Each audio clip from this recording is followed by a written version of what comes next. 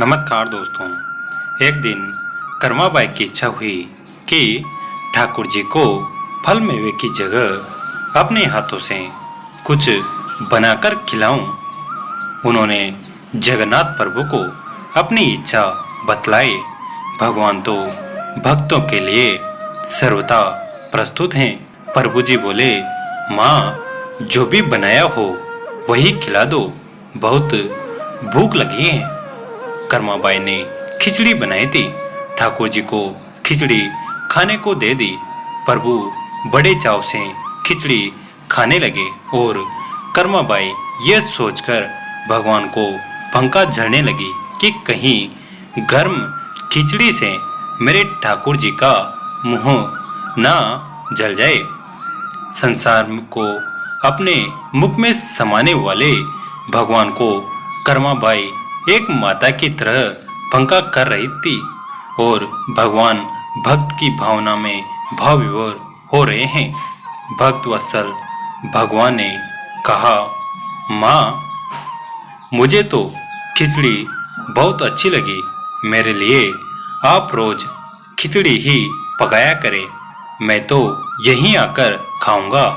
अब तो कर्माबाई जी रोज सुबह उठती और सबसे पहले खिचड़ी बनाती, बाकी सब कुछ बाद में करती थी।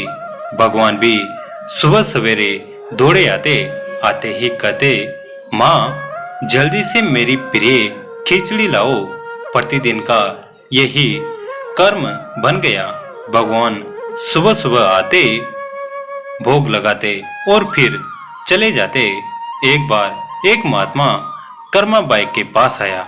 महात्मा ने उन्हें सुबह सुबह खिचड़ी बनाते देखा तो नाराज होकर कहा, माताजी, आप यह क्या कर रही हो?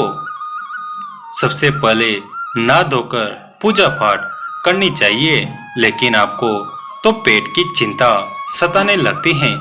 कर्माबाई बोली, क्या करूं महाराज जी, संसार जिस भगवान की पूजा अर्चना कर रहा होता है वही सुबह सुबह भूखे आ जाते हैं।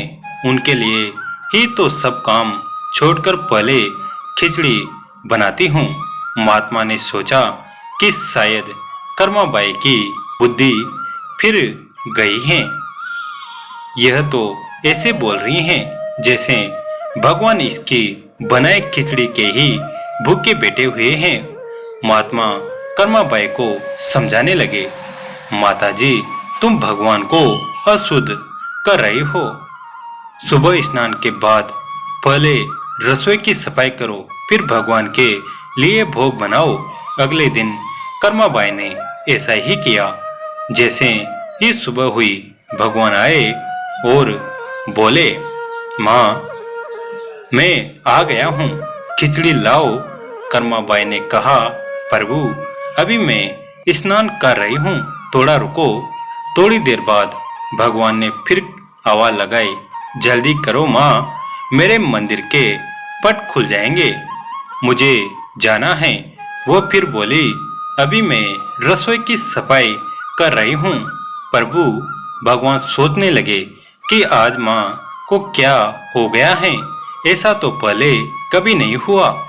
फिर जब कर्माबाई ने खिचड़ी परोसी तब भगवान ने झटपट करके जल्दी जल्दी खिचड़ी खाई, परंतु आज खिचड़ी में भी रोज वाले भाव का स्वाद भगवान को नहीं लगा था।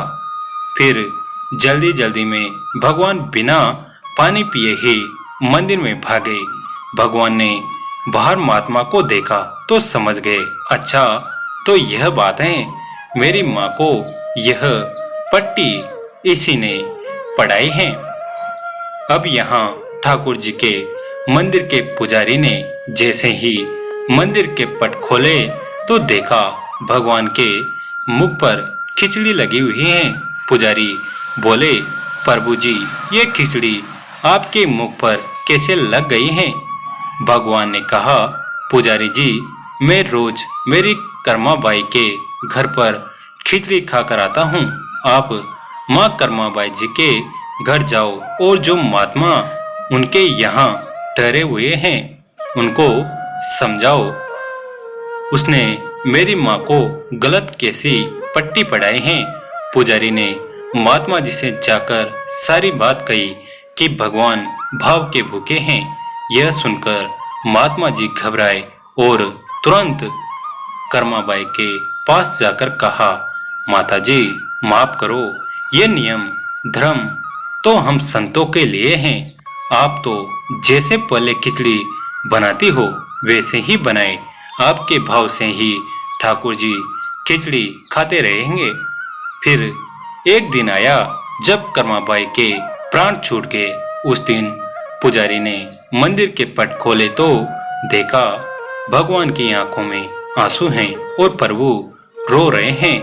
पुजारी के ने रोने का कारण पूछा तो भगवान बोले, पुजारी जी आज मेरी माँ कर्माबाई इस लोक को छोड़कर मेरे निज लोक को विदा हो गई हैं। अब मुझे कौन खिचड़ी बनाकर खिलाएगा?